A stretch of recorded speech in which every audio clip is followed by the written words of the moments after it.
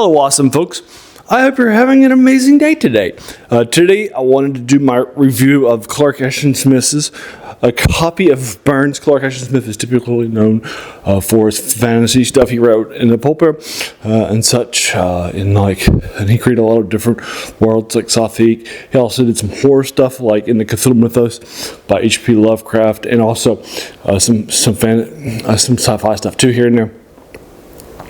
And then he also was a big friend of Robert E. Howard, the guy who created Conan, popularized sword and sorcery, and then also Lovecraft popularized and made popular cosmic horror, put it on a map in a major way with things like Cthulhu and that sort of thing. But Clark Ashton Smith's stuff is oftentimes a little different to read and that sort of thing. I just read a short story of his called A Copy of Burns, which took me like 5 minutes. It was super fast and so forth. And I wanted to take time to talk about the ending with you folks. So I thought I would go ahead and read it for you folks, and so forth. So let's go ahead and get started. And I'll link you to this in the comments below in case you're interested in reading it further. Andrew McGregor and his nephew, John Malcolm, were precisely alike except for one particular. Both were unmistakably Scottish to an extent that was almost caricatural. Both were lean-faced and close-lipped and ropey of figure. Both were thrifty to the point of parsimoniousness, and both loved with a dour love the rugged soul of their neighboring hillside ranches in L1 Dorado. The difference lay in this, that McGregor, a native of Ayrshire, was fantastically enamored of the poetry of Burns, whom he quoted on all possible occasions, regardless of whether or not it was appropriate, but their young Malcolm, who was a Californian by birth, had a secret disdain for anything in rhyme or meter, and looked upon his uncle's literary enthusiasms as an odd weakness in a nature otherwise sound and admirable. This opinion, however, he had always been careful to conceal from his old man, though his reasons for concealing it were not altogether for just those respect for an elder and an affectation for a relative. McGregor was not close upon 80 in a lifetime of rigorous toil, and beloved bowed his back and consumed his vitality. In the space of a few months, his health was broken, and he was now quite feeble. It was generally thought that he would have to leave his well-kept orchard as a tidy deposit in the place of the old bank to John Malcolm, the son of his sister Elizabeth, rather to his own sons George and Joseph, who had tired of country labor years before and were now prospering after their own fashion in Sacramento. Young Malcolm certainly was deserving, and the ranch left him by his parents was of poorer soil than McGregor's, and it never yielded more than a scant living, despite the industry of its owners. One day, McGregor sent for his nephew. The young man found the elder sitting in the armchair before the fireplace, pitiably weak, and his fingers trembled helplessly as they turned from the worn pages of the copy of Burns he was holding. His voice was a thin, rasping whisper. "My time is about come, John," he said, "but I want to give you a gift with my own hand before I die. Take this copy of Burns. I recommend that you pursue it diligently." Malcolm, a little surprised, accepted the gift with a proper thanks and all due expressions of solicitude regarding his uncle's health. He took the volume home, placed it on a shelf next to his almanac and Bible, and 2 mail-order catalogs, and forgot all about it. A week later, Andrew McGregor died, and after he had been interred into the Placerville Cemetery, a search was made for his will. It was never found, and in the due course of time, his sons laid claim to his property. Afterwards, they sold the ranch, not caring to keep it themselves. John Malcolm swallowed his disappointment in a dour silence and went on plowing his rocky slope of grapevines and pear trees. He saved a little money, purchased a little more property, and eventually found himself in a tolerable comfort, which, however, could only be maintained at the cost of incessant work. He married, and one daughter was born to him. He named her after his Aunt Elizabeth, of whom he had always been fond. 20 years later, the long hours of backbreaking toil, plus an addiction to Eldorado moonshine, had finally done their work. John Malcolm lay dying.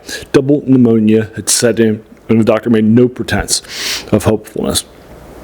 Malcolm's wife and daughter at his bedside, usually a silent man, delirium had now loosened his tongue, and he babbled for hours at a time. Mostly he talked of the money and the property he had once hoped to inherit from Uncle Andrew McGregor, and his regret for its loss was mingled with reproaches from his uncle. His loss had been forgotten by everyone else long ago, and no one else had ever dreamt that he had cared so much or borne the matter so much in mind all these years.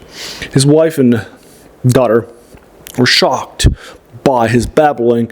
In an effort to preoccupy his mind, the gift from Elizabeth took from the shelf the copy of Burns, which McGregor had once presented his nephew, and began to turn the sheets. She read a poem here and a stanza there, and with a mechanical feverishness, her fingers flickered the pages. Suddenly she came upon a thin sheet of writing paper which had been cut to the exact size of the book, which had been pasted in so unobtrusively that no one could have detected its presence without opening the volume at the right place.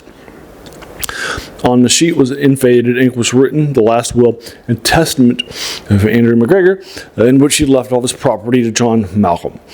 So silently the girl showed the will to her mother, and as the two bent over the yellow sheet, the dying man ceased to babble. "What's that?" he asked, peering toward the woman. Evidently he was now aware of his surroundings, and he became rational again. Elizabeth went over to the bed and told him how she had found the will. She made no comment whatsoever, but to his face went ashen and lifeless, with a look of bleak despair. He did not speak again. He died within 30 minutes. It was probable that his death was hastened several hours by his shock, for you folks. So that is a copy of Burns. As you can tell, it's not in the three genres that I typically cover for this channel, or the three things that Clark Ashton Smith is known for, and that sort of a thing. So I think it's fun, and so forth. It's a fast little read. It probably don't take it that long. If you want to go back, and if I don't particularly read it well or something like that, or you can't hear it well, then you can go ahead and read it. No issues. I'm not going to lose any sleep. I'll again link you to in things below, just like I do normally, to where I read that on eldritchdark.com, which has a copy of all of CS's stuff for you folks.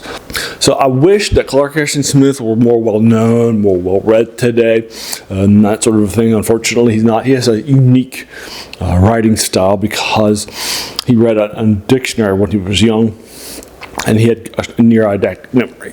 So he remembered pretty much all the words that he read and regularly would use them in his words, like ignescent and that sort of thing, lots. So this is a faster thing. I like the ending. I think it's a nice little trick, and so forth. So I'm going to be giving this a fast little thing, and an 8 out of 10 for you folks, because I definitely enjoyed the trick ending and so forth, with the will being found in the place of comfort to that place, and that sort of a thing. Good stuff, lots for those folks out there. But I didn't want to go over that, but it's super fast, super fun, and so forth. So I figured it'd be nice to just go ahead and read it together. And that was my first time reading it online. I read it very, very fast on my cell phone. Actually, pretty fast too, and so forth. So have you read it? If so, what did you think about it? Do you agree or disagree with my 8 out of 10? Let me know your thoughts in the comments below, whatever you thought about it, and that sort of a thing. If you like that, catch them out. I've been recently doing a lot of Clark Ashton Smith stuff. I do a few reviews a week of older things in the science fiction, fantasy, and horror genres. For you folks, love it lots. And then also you can check out my different things out there too, and hit the subscribe button, the like button, the bell icon if you're feeling frisky to be notified of them too. I also do some other things in the sci-fi fantasy genres, like I post video game reviews, role-playing game reviews, that sort of thing. Love it lots. And I also do reviews on movies and stuff too. So there's other stuff out there too, in addition to these 3 older things. That's also these older things. Well, that's the passion of this channel, to find these older things for, and so forth. That's because its channel's name is The Worst Thing About New Books. That's a quote by French philosopher Jacques Joubert, who said that the worst thing about them was that they kept us from reading the old ones, right? And it's definitely some older stuff that we might have forgotten about, heavily influenced. So they included Clark Ashton Smith. He heavily influenced the early Dungeons and Dragons era. Castle Amber was hugely influential during his time, too. And he's definitely left his mark. A lot of people might have forgotten it, unfortunately, and I think it's very, very sad. So there you are. And I thank you so much for taking some time out of your day and investing and watching my videos, right? Because we all have so many things that are happening in our lives, so we're pulled in so many different directions. So the fact that you spend time with me, that's incredibly humbling. And I appreciate it so very, very much. So thanks again, and have an amazing day.